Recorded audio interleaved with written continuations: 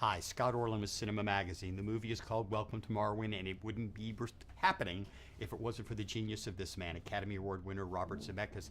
Congratulations on the movie. In the myriad of possibilities that a director can choose on what subject they want to spend a couple of years of their life, what was specific about this story that you wanted to invest? Well, two things about Welcome to Marwen.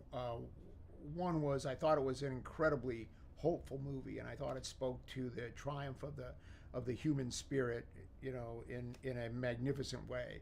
I mean, astounded that this is a true story. It also was a story about the healing power of art, and that's something that I was able to identify with, and I think everybody can. About how we need artistic expression to help us make sense of very complicated things that are in our life.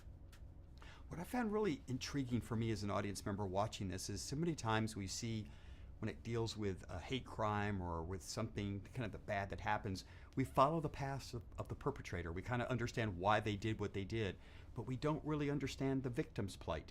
And I love that this kind of told the after effect. Yeah, that's what I liked about the story. It wasn't about the actual crime. It was actually the wreckage, and then and more importantly, how this poor victim had to reinvent himself and like I say, figure out a way to cope with what happened. And not only that, but then he creates this art form which allows him to then process this whole thing and basically come to, I guess, a form of acceptance.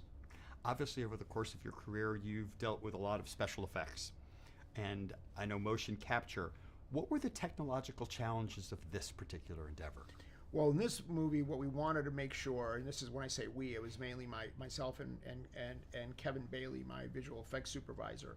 We wanted to make sure that because the human characters in the story are represented as dolls as well, that we wanted to make sure that the powerful emotional performance of the human actors came through in the dolls. So we did a lot of R&D and a lot of work to make sure that was going to work before we stepped on the floor.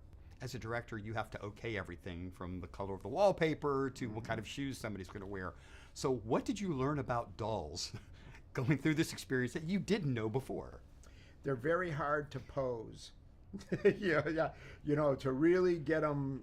I mean, they're they like to fall over a lot, and so it's very hard to keep them standing up straight. So, we actually had a doll wrangler on the movie, and his job was to pose the dolls and to take care of the dolls, maintain the dolls, make sure the dolls were always pristine. He was a full-time job. Sadly, we all live worldwide in very pessimistic times.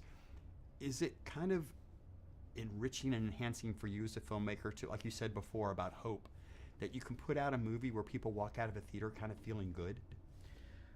Well, that's nice. I mean, I think, one of the things that's the most powerful thing about movies is that that it allows you to experience something that you can then kind of brings a little bit of something into your own world, in your own existence, in your own emotional life. And that's what not only movies, but that's what music does, all forms of art.